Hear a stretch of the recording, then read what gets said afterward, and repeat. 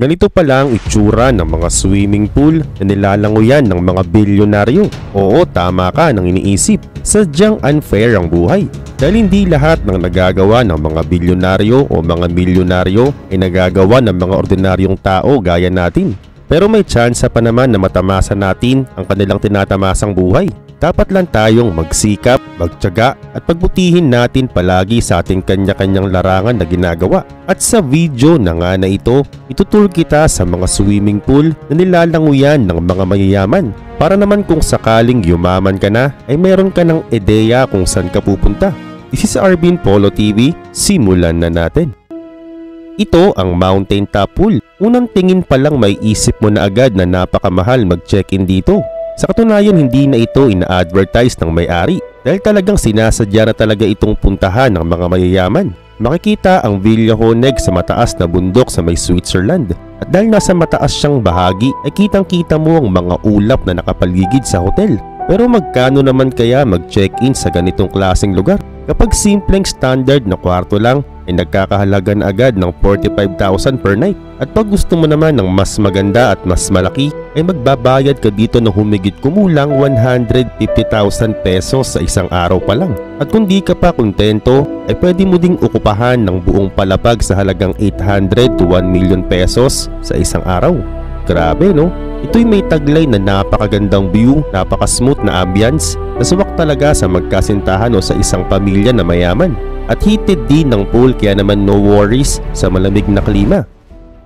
At ngayon heto naman ng gigantic pool sa may Chile na makikita sa resort ng San Alfonso del Mar. Isa ito sa pinakamalaking swimming pool sa mundo na naitala ng Guinness noong 2006. May laki itong 1,012 meters o 3,323 feet long at may parte ritong may lalim na 11 feet o mas higit pa. Ang tubig sa pool ay nakakonekta o pinapump sa dagat Pasipiko. At FYI, hindi ka rito makakapag-swimming kung hindi ka naka-check-in sa kanilang hotel.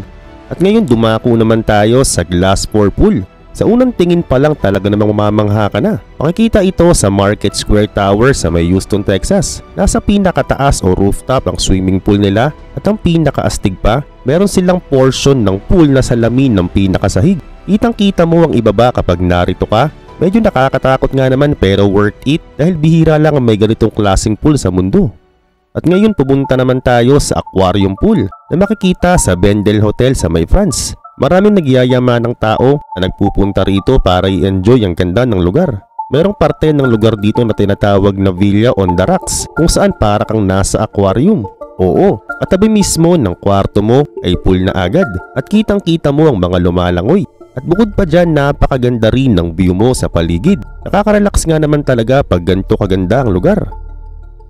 At ngayon, heto naman ang rooftop pool na sa may Singapore mo lang makikita. Isa rin ito sa pinakamalaking hotel ng bansa at talaga namang kakaiba ang disenyo ng lugar. 3 gusali ito na kinokonekta ng isang mahabang swimming pool sa itaas. Sky Park kung tawagin ito ng mga tao. Dahil bukod sa nagsiswimming ka na ay kitang-kita mo pa ang buong syudad. Ito'y kabilang sa pinakamalaking pool na tinayo sa tuktok ng gusali. Dagdag pa kompleto rin sila dito sa mga amenities. May mga bars, mga kainan at iba't ibang mga activities ang may enjoy mo rin dito. At ngayon kung nagandahan ka na dyan ay tignan naman natin to. Ito ang forest pool o swimming pool sa gitna ng gubat na makikita sa Bali, Indonesia. Napakaganda, napaka-chill vibes ang lugar na ito at talagang paborito itong puntahan ng mga mayayaman.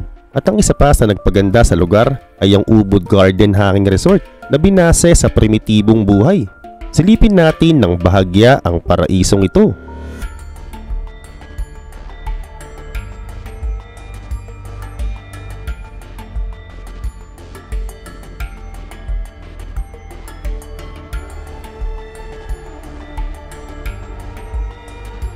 Ang ganda no?